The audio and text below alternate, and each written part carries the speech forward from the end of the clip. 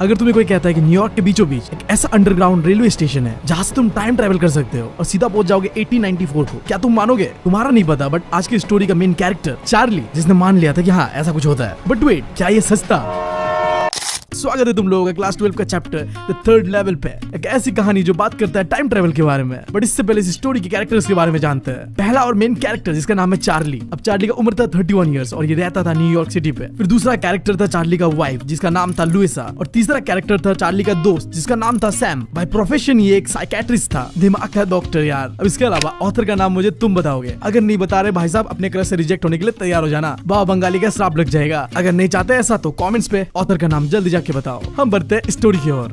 तो हमारी कहानी का शुरुआत होता है अमेरिका के न्यूयॉर्क सिटी के बीचों बीच एक अंडरग्राउंड रेलवे स्टेशन से। इस स्टेशन का नाम था ग्रैंड सेंट्रल स्टेशन। वैसे तो इस अंडरग्राउंड स्टेशन पे 2 लेवल्स थे। पहले लेवल पे थे आज के जमाने के मॉडर्न ट्रेन जो कि लंबे लंबे दूरियों को तय करता था, और दूसरे लेवल पे था सब अर्बन ट्रेन जो कि एक शहर से दूसरा शहर जाता था। बट हमारी स्टोरी का मेन कैरेक्टर चार्ली ने एक तीसरा लेवल भी देखा था इस स्टेशन पे, और ये स्टेशन सीधा उसे टाइम ट्रेवल करवाता है, सीधा लेके जाता है 1890s के समय पे। और जब चार्ली ये बात अपने दोस्तों को कहता है तो हर कोई उसके ऊपर हंसता है। पूरे न्यूयॉर्क सिटी पे अगर किसी को भी पूछा जाता कि ग्रैंड सेंट्रल पे कितने लेवल्स है, सब कहते हैं 2। बट चार्ली का मानना था कि एक तीसरा लेवल भी होता है। अब चार्ली समझ नहीं पा रहा था कि सच में उसने टाइम ट्रेवल करा था या थी उसकी कोई दिमाग की बीमारी है। वो जाता है अपने साइकेट्रिक फ्रेंड सैम के पास। भाई साहब, मैं यार हमेशा सोचता था काश यार मेरा भी कोई एक साइकेट्रिक फ्रेंड होता, बट जो मेरे दोस्त है उन्हें तो साइकेट्रिस्ट का जरूरत है यार, बनना तो दूर की बात है। खैर मुद्दे पे आता है। जब चार्ली ने अपने दोस्त को बताया कि उसने एक थर्ड लेवल भी देखा है ग्रैंड सेंट्रल स्टेशन पे, जो कि सीधा उसे टाइम ट्रेवल करवा रहा था 1890s पे, तो उसका दोस्त भी कहता है भाई ऐसा कुछ नहीं है, ये तेरे दिमाग का बहम है, तू ना यार डे ड्रीमिंग कर रहा है, यानी कि जागते जागते भी सपने देख रहा है, और ऐसा इसलिए हो रहा है क्योंकि तू अपनी जिंदगी से खुश नहीं है। अब चार्ली का वाइफ गुस्सा हो जाता है इस बात से। उसे ऐसा लगता है कि क्या मेरा बंदा मुझसे खुश नहीं है क्या? अब चार्ली का फ्रेंड बीच में आता है और सिचुएशन को संभालता है और कहता है ये सारी चीजें स्ट्रेस की वजह से। आज की इस मॉडर्न लाइफस्टाइल पे यार हर किसी को ना बहुत ज्यादा टेंशन है, और चार्ली को भी बहुत ज्यादा टेंशन है, इसलिए उसने ऐसे अनाप शनाप चीजें देख लिया है। वो ना अपने रियलिटी से भागना चाह रहा है। बट चार्ली का ऐसा बिल्कुल मानना नहीं था। आज के समय में किसको स्ट्रेस नहीं होता, बट क्या हर कोई थर्ड लेवल देख रहा है क्या? सिर्फ चार्ली को ही क्यों दिखा? अब इस बात पर उसका दोस्त साइकेट्रिस्ट फिर से काउंटर करता है, तू यार इस दौड़ भाग वाले जिंदगी से थक गया है मॉडर्न वर्ल्ड का, और तू चाहता है एक सुकून का जिंदगी जीना। और इसी का एक बहुत ही अच्छा एग्जांपल है जो तू स्टैम्प कलेक्ट करता है, वो भी एक रियलिटी से भागने का जरिया है तेरा। फिर चार्ली कहता है कि उसके दादा भी तो स्टैम्प कलेक्ट करते थे, वो तो अपने लाइफ से भाग नहीं रहे थे, उनका लाइफ बहुत ही चिल पीसफुल था। यहाँ तक कि यूएस के प्रेसिडेंट रोजवेल्ट भी स्टैम्प कलेक्ट करते थे। तो क्या वो सारे लोग ऐसे अपने लाइफ से भागना चाहते थे? ऐसा बिल्कुल नहीं है।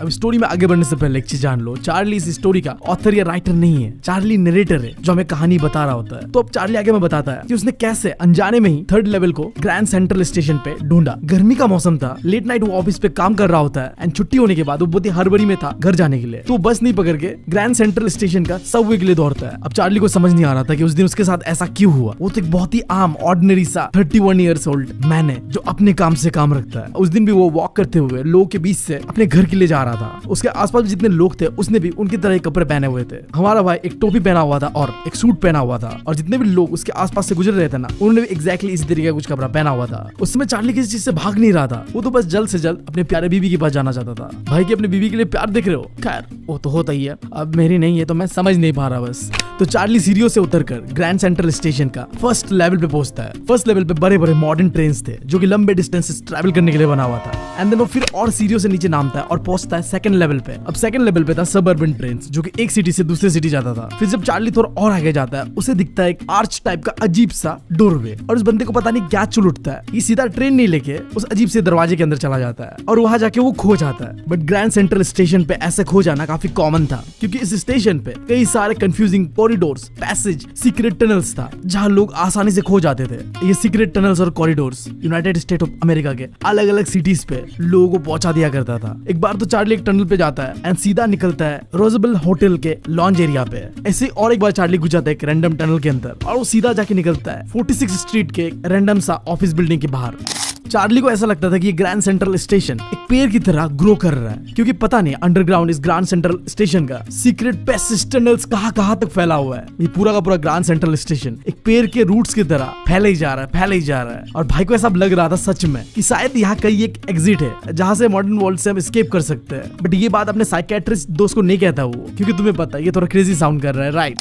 जिस कॉरिडोर से चार्ली चल के जा रहा था वो पहले लेफ्ट की ओर मुड़ता है एंड देन वो नीचे जा रहा होता है। चार्ली को लग रहा था कि वो गलत टनल पे आ चुका है, बट फिर भी वो चलता रहता है। उस पूरे टनल के अंदर पे एक इंसान नहीं था, पूरा सन्नाटे से भरा हुआ था। वो कुछ अगर सुनाई दे रहा था चार्ली को तो अपने ही पैरों का आवाज, बट सडनली उसे सुनाई देता है कुछ लोगों का बात करने वाला आवाज, जिससे वो समझ जाता है कि आगे पक्का एक ओपन स्पेस है जहाँ फाइनली ये टनल जाके खत्म होगा। फिर चार्ली उस टनल पे साफ लेफ्ट टर्न लेता है एंड सीढ़ियों से नीचे उतरने के बाद वो फाइनली पहुंच जाता है 3rd लेवल पर। फर्स्ट टाइम देख के तो चार्ली को यही लग रहा था कि शायद ये 2nd लेवल ही है, बट जब वो ध्यान से देखता है तो वहाँ के रूम्स छोटे छोटे थे और काफी कम टिकट विंडोज और रेलवे गेट्स था, और जो इन्फॉर्मेशन बूथ था ना वो लकड़ी से बना हुआ था और काफी ओल्ड फैशन था। उस इन्फॉर्मेशन बूथ पे एक इंसान था जिसने ग्रीन कलर के आई शेड्स पहने हुए थे और लंबे काले स्लीव्स प्रोटेक्टर पहने हुए थे। अब ये जो फैशन था ना ये 1890s का था। फिर वो देखता है कि उसके आसपास के लाइट्स ना फ्लिकर कर रहा है, क्योंकि वो इलेक्ट्रिसिटी से नहीं चल रहा था, गैस लैंप था वो। तुम समझ लो लालटेन यार, जमाने में जब हम इस्तेमाल करते थे। कमेंट्स में बताओ क्या तुमने कभी लालटेन देखा या इस्तेमाल करा है? डेफिनेटली अगर तुम गाँव से हो तो तुमने करा ही होगा या फिर देखा ही होगा। अगर मेरा बात बताओ तो मैंने तो अपने बचपन में लालटेन से पढ़ाई भी करी है। खैर ये सारी चीजें देख के चार्ली को ऐसा लगता है कि चार्ली 1890s पे आ गया है। वो बगल में देखता है कि एक इंसान अपने पॉकेट से गोल्ड पॉकेट वॉच निकालकर उसे चेक कर रहा है। उस इंसान ने डर्बी हेड पहने हुए थे और लंबे ब्लैक 4 बटन वाले सूट पहना हुआ था और उसके बड़े बड़े मूछे थे। इनफैक्ट सिर्फ उसके ही नहीं, उस रेलवे स्टेशन पे जितने लोग थे ना उन सबके बड़े बड़े मूछे थे। चार्ली ने अपनी जिंदगी में कभी इतने सारे मूछों वाले इंसान नहीं देखे थे जितना वो आज देख रहा था। सबने यार अपने अपने स्टाइल के फैंसी मूछे बनाए थे, क्योंकि तुम्हें पता है पहले समय में यार मूछों का वो ट्रेंड हुआ करता था जो कि अब वापस आ रहा है। तुम बताओ मुझे, अगर तुम लौंडे हो तुम्हारा बियर्ड आना शुरू हुआ है कि नहीं हुआ है? फ्यूचर में क्या तुम भी कबीर सिंह बनना चाहते हो? कमेंट्स में जरूर बताना। फिर चार्ली देखते एक औरत को जो अभी अभी बस ट्रेन से उतर रही होती है। उस औरत ने लेग ऑफ मटन स्लिप का एक ड्रेस पहना हुआ था जो कि 1890s में बड़ा फेमस था। बट देखो यार नाम से लग रहा है कि ये ड्रेस कम और खाने वाला सामान ज्यादा होगा, मतलब मटन का टांग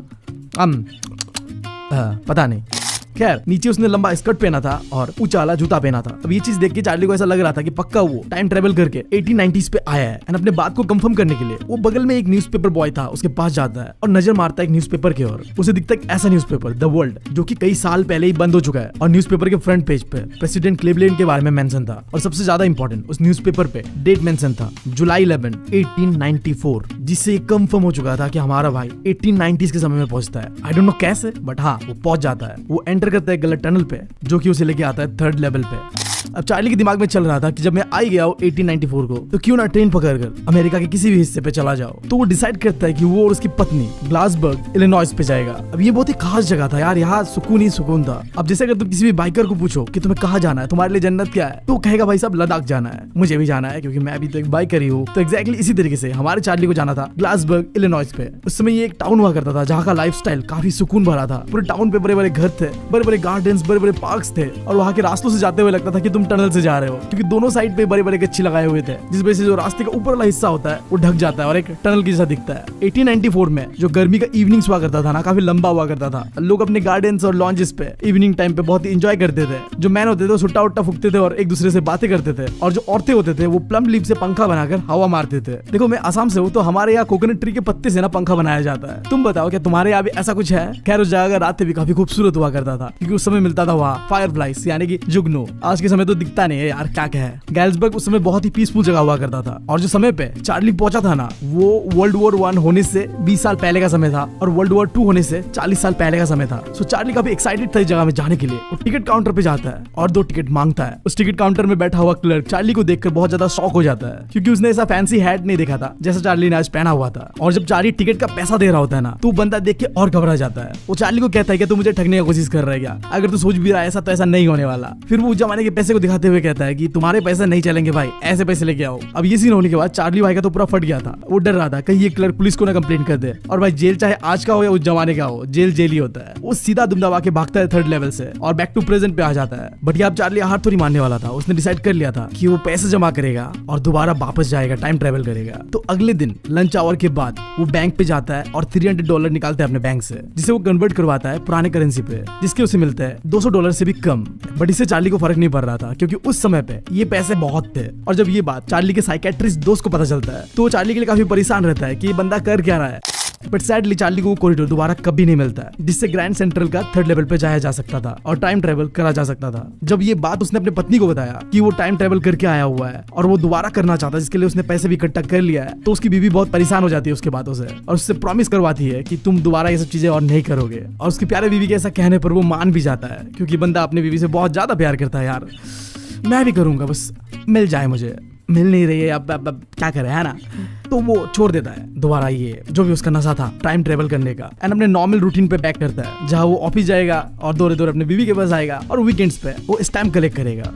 बट अब यहीं पे आता है कहानी पे ट्विस्ट। चार्ली तो छोड़ो, उसकी बीबी जिसने चार्ली को मना किया था कि थर्ड लेवल और ढूंढना मत, वो भी अब थर्ड लेवल को ढूंढना शुरू कर देता है। ऐसा क्या हो गया था उन दोनों मियाँ बीवी के साथ जो एक हफ्ते के अंदर अंदर वो दोनों दोबारा अब थर्ड लेवल को ढूंढना चाहते थे। देखो चार्ली को पता चलता है कि उसका जो साइकेट्रिस्ट दोस्त है ना, वो मिस्टीरियसली कहीं पे गायब हो गया है। अब चार्ली को शक होता है कि पक्का उसके दोस्त सैम को थर्ड लेवल मिल गया है, क्योंकि सैम ना सिटी बॉय था, हमेशा से ही वो शहरों पे पला भरा था शोर शराबों के बीच। तो जब भी वो ग्लासबर्ग के बारे में सुनता था ना, वो काफी फैसिनेट करता था। एक ऐसा जगह जहाँ पे सुकून है, शांति है, इस मॉडर्न वर्ल्ड के दौड़ भाग वाले जिंदगी से बिल्कुल अलग। वो भी टाइम ट्रेवल करना चाहता था, वो भी 1894 पे जाना चाहता था। अब चार्ली को शक हो रहा था कि सैम को थर्ड लेवल मिल गया है और वो टाइम ट्रेवल करके ग्लासबर्ग पे पहुंच भी गया है। भाई देख लो, ऐसा होता है दोस्ती। तुम पहले अपने दोस्त को पागल पागल कहते हो एंड देन तुम खुद ही वहां चले जाते हो। भाई साहब आजकल दोस्तों पे भरोसा नहीं करा जा सकता बिल्कुल। अगर दोस्त ऐसे होती होते तो बिल्कुल नहीं। अब वो बंदा जाता है, अब वो अपने दोस्त का ठीक है जलाने के लिए लेटर भी लिखता है उसे। देखो एग्जैक्टली होता क्या है। एक रात को चार्ली अपने स्टैम्प कलेक्शन को देख रहा होता है और उसी में उसे एक दिखता है बहुत ही पुराना सा फर्स्ट डे कवर। अब मैं पहले तुम्हें फर्स्ट डे कवर क्या होता है वो बता दूं एंड देन स्टोरी पे आगे बढ़ेंगे। सो देखो, तुमने तो कभी स्टैम्प कलेक्ट नहीं करा होगा, बट जो करते हैं ना तो उनके साथ सीन ऐसा रहता है। तो जब भी स्टैम्प को इशू करा जाता है तो जो स्टैम्प कलेक्ट करते हैं ना, वो झट से जाके स्टैम्प्स को खरीद लेते हैं। बट दिक्कत ये है कि अब लोगों को कैसे बताया कि जिस दिन इशू करा गया उसने उसी दिन उसे खरीदा है। तो इस चीज का सोल्यूशन था, वो एक एम्बलप लेते हैं, उसके अंदर पे खाली पेपर डालते हैं, कुछ लेटर वेटर नहीं होता है, और उस एम्बलप के ऊपर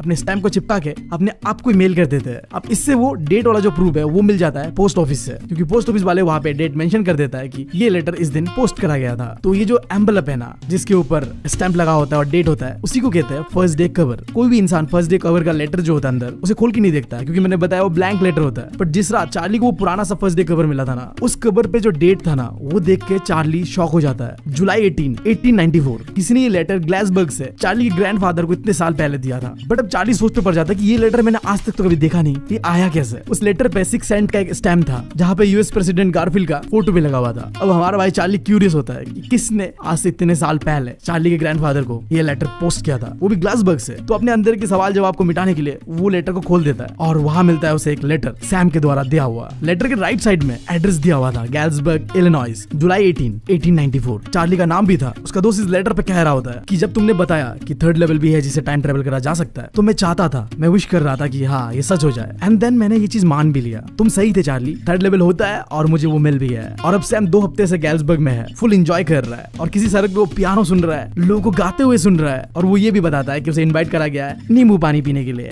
भाई साहब कैसा दोस्त है यार। खैर वो आखिर में चार्ली और लुइसा को कहता है कि तुम लोग भी आ जाओ यार, जब तक तुम लोगों को थर्ड लेवल नहीं मिलता मैं तुम लोग का इंतजार कर रहा हूँ यहाँ पे।